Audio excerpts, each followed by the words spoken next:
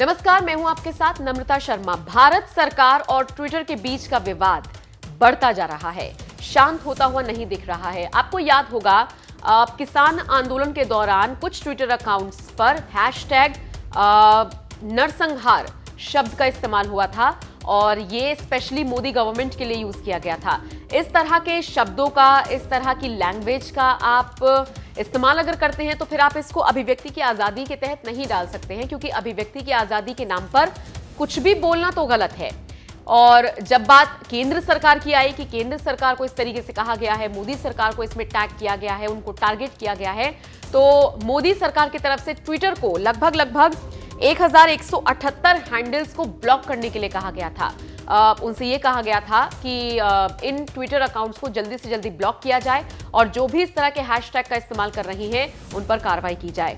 Twitter ने लगभग 257 Twitter handles पर कार्रवाई करते हुए उन्हें ब्लॉक किया, लेकिन बाकी जो बचे उनका क्या? तो इसको लेकर अब विवाद बढ़ता जा रहा है। केंद्र सरकार की तरफ से पहले तो ट्विटर को एक नोटिस जारी किया गया, उसमें बाकायदा ये लिखा गया कि अगर आप बात नहीं मानते हैं, अगर आप कानून के दायरे में काम नहीं करते हैं, आप खुद को सुप्रीम कोर्ट नहीं समझ सकते हैं, आपको कानून के दायरे में काम करना होगा और जो आदेश आपको दिए गए हैं उसका पालन आपको करना होगा, और अगर आप ऐसा नहीं करते हैं तो फिर आपके खिलाफ दंडात्मक कार्रवाई की जा सकती है।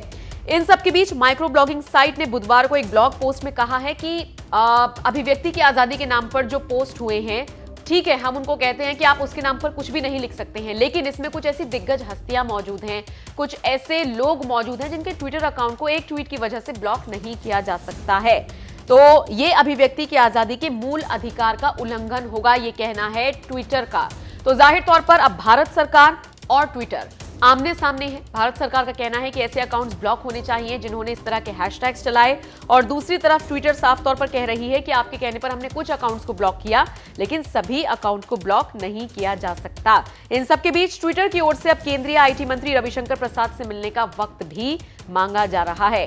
ट्विटर की कोशिश है कि आपत्तिजनक हैशटैग्स को लेकर कोई कानूनी कदम उठाया जा सके ताकि इनका उपयोग कम से कम हो।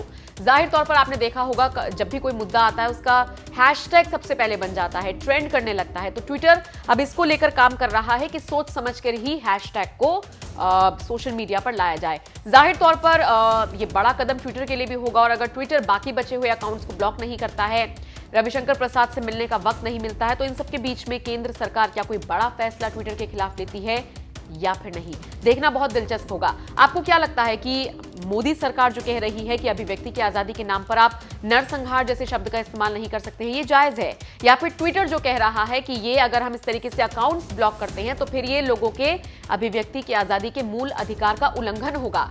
आप ट्विटर की बात से इत्तेफाक रखते हैं? जो भी आपका मानना हो प्लीज कमेंट करके हमें जरूर बताएं।